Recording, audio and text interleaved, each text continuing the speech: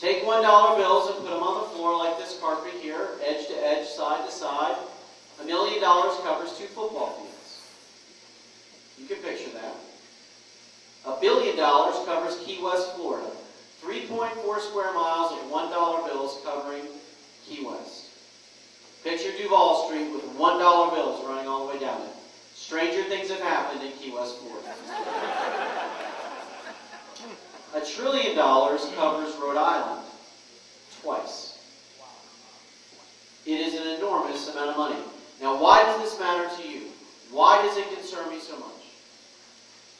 Because we spend $200 billion a year now paying interest payments. This is the moral crisis of our time. Now, we don't often talk, those of us who care about family values, about finances being a moral crisis. But when it erodes our country and threatens our way of life, it is a moral crisis. By the end of this decade, on our current path of spending, your federal government in 2020 will spend $900 billion a year on interest. And my friends, when that happens, the government will not function. So you must send to Washington, D.C., like you did with Marco Rubio, people who have the courage of their convictions to do what is right, even if it means they don't get reelected. I think most of my colleagues in the Senate think their first name is Senator. They've been there a long time. But if we don't have the courage of our convictions to do what is right, we jeopardize the future of this country. And it will not wait for my 4 kids. My wife Mikey and I have a 7-year-old, a 5-year-old, a 3-year-old, and an 8-month little girl. Took us 4 tries, we finally got the girl. And I worry about their future, but my friends, it's not going to wait for them. This problem is going to be visited on us. This country has big challenges ahead of us. But let me leave you on a note of optimism. There is nothing we as Americans cannot do. There is no challenge too tall, no mountain too high, no obstacle too difficult. I recently had the opportunity to have dinner with a historian by the name of Doris Kearns Goodwin. You may know her. She's written Pulitzer Prize-winning books, one about Lincoln's cabinet called Team of Rivals. And she is writing a book now about Franklin Delano Roosevelt. And she reminded me of this. When we were attacked by the Japanese at Pearl Harbor in 1941, the German war machine had been building for a decade. And when the war started, they were vastly superior to the American war machine. We were going through the Great Depression. So when the war started, and this is just one of many examples, it was taking our country on average 300 days to build a troop transport. 5 years later, when the war was over, we were building a troop transport on average every single day. We've put a man on the moon. We've learned how to transplant the human heart. In the garages and basements and dorm rooms of this country, Americans have discovered inventions and businesses that have changed the world and employed millions of people. There is nothing we cannot do. Our people are not broken. It is our government that's broken. And if we send the right people to Washington, we'll overcome these problems too. And we'll make sure that America continues to be that beacon of freedom given to us by God that allows all of us to realize our dreams. God bless you, and thank you very much.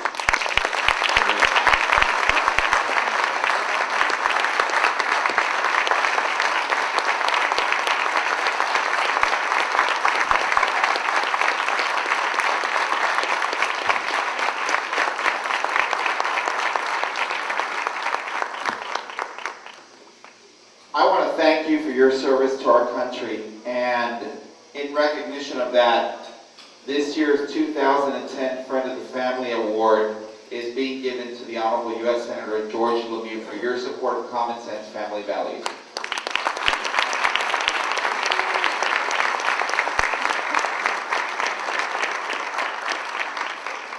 We have with us tonight another statewide leader, Adriana Gonzalez with the Board of Parental Rights, who wants to honor the senator and share a message regarding parental rights.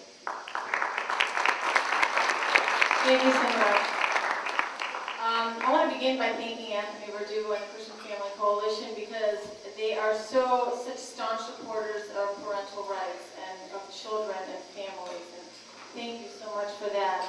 And I do want to honor Senator Lemieux because this year there was a resolution in the Senate, SR 519, and most of you probably aren't aware of it, but it very quietly did something very powerful, which was to protect our nation from ratifying a United Nations treaty, a children's rights treaty, that would have taken away parental rights. And as a signer of that resolution that stood in opposition to ratifying that treaty in our nation, I want to applaud Senator Lemieux. Thank you so much. Just recently, I came across a quote by Joseph Stalin, and this was spoken over 50 years ago, and I question whether he would say the same words today. They are America, the quote is, America is like a healthy body, and its resistance is threefold. It's patriotism, it's morality, and it's spiritual life. If we can undermine these three areas, America will collapse from within. If you look around the room, and I think that we think in ourselves, okay, nobody's going to take away my morality, my spiritual life. But there is a huge segment of our population that is very moldable, that is very teachable, and God made it that way on purpose. He made them teachable and moldable on purpose. You know, I'm talking about the children of our nation, the children of any society. And God outlined a plan. You can read Psalm 78, where it says, fathers will teach their children, and in turn those children will teach their children. And so the message will be passed on, and beliefs will be passed on. And that is God's design. And yet we live in a nation where the Obama administration wants to ratify this United Nations treaty that would literally take away parental rights and put them in the hands of government. By just simply saying it is in the best interest of the child, they could override any parental decision that any parent could make. Now, thanks to Senator Lemieux and others who signed the SR 519 to protect our nation, we are temporarily protected from this treaty. But let's not think that this treaty is the only threat to parental rights in our nation. We've got things going on in our nation right now that I'm sure many of you have already heard in the news, things where parents are being shut out of their children's lives. I was just reading, if you remember the quote from Stalin, it said patriotism, morality, and spiritual life. I was just reading about a 13-year-old boy in California who was told by his school that he couldn't have a flag on his bicycle riding into school. And for a long time, this boy had to hide the flag because the school said that it was offensive. It could be offensive. In the area of morality, this is where it gets really serious because the attack on our children in the area of morality is tremendous. There was a case, and I'm going to tell you the name because it says it all. It's Brown versus Hot, Sexy, and Safer Productions. In this case, I will only tell you that Brown lost. Hot, Sexy, and Safer Productions won, and they were able to, the court said that the school has the full authority to show explicit comprehensive sexual education classes in school, and the parents cannot opt out. There was another case, federal case in Philadelphia where the courts ruled that parents are allowed, the school is allowed to distribute prophylactics to the students without parental consent. So these things are already happening in our nation. Now I will tell you that thankfully it is not too late for us to protect our parental rights. We have to stand up now. We have to understand that this battle is for us, for our children. It's for your children. It's for your grandchildren. It's for your nation. So every single one of us, this is not just another issue. This is an issue that if we lose it, we will lose every other issue because the children will be completely, have a different mentality, a different indoctrination. Not only do we have to protect ourselves from the threat, which would be the United Nations Treaty and anything else going on that threatens us, but we also have to be proactive. And this is where the good news is. We have a parental rights amendment to the United States Constitution, which is already in Congress in Washington. This is a very important constitutional amendment. It will secure parental rights in our nation. It will set them up as fundamental rights so that the courts of our nation must protect parental rights. Now, what can you do? In the state of Florida, a little education here, a constitutional amendment, a United States constitutional amendment, goes through Congress, House, and Senate, and then it comes to the states for ratification. So it's actually the states that ratify a United States constitutional amendment. And with that said, in the state of Florida, we are seeking to pass a parental rights resolution. So this is a state piece of legislation, but what it does is it calls on Congress and it says, you do your part in proposing the amendments to us because we want to ratify this worthy amendment.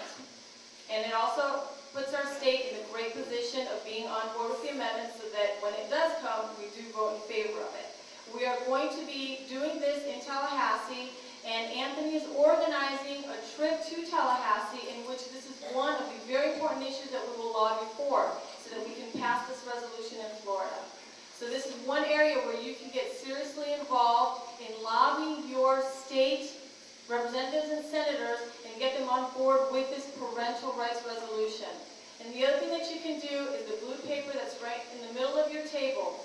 If you have not yet signed up in support of the parental rights amendment as a citizen co-sponsor, if you have not yet signed this saying, I support parental rights, I want them in the U.S. Constitution, please take this paper now and just sign your name with your information.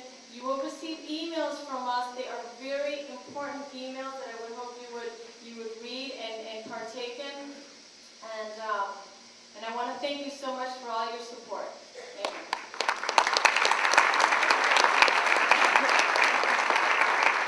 Mayor Ryan and Commissioner Martinez will be coming up now for some special remarks.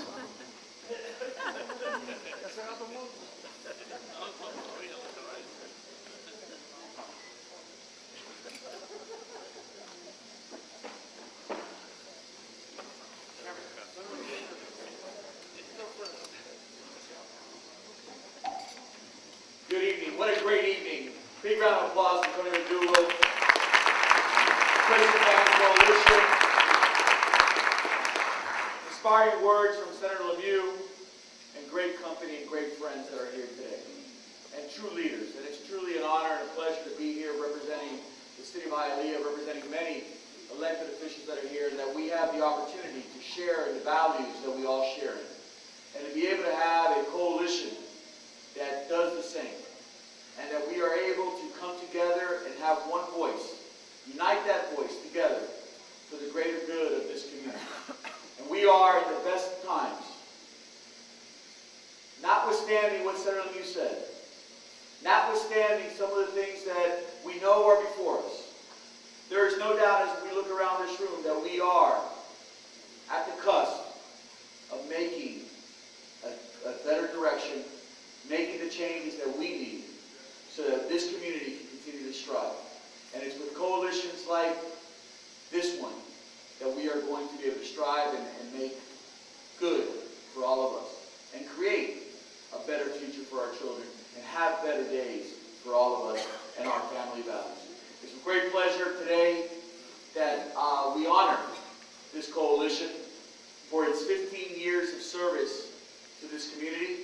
And on behalf, Tony, of all the elected officials, on behalf of the city of Hialeah, it's a great pleasure that we present this proclamation to the Christian Family Coalition for their 15 years of service to this community and for honoring us and having one voice, whether it's Washington, Tallahassee, or right here at home, that we are able to all unite and be able to send a clear message that God is first and family values are first for all of us. Congratulations. God bless.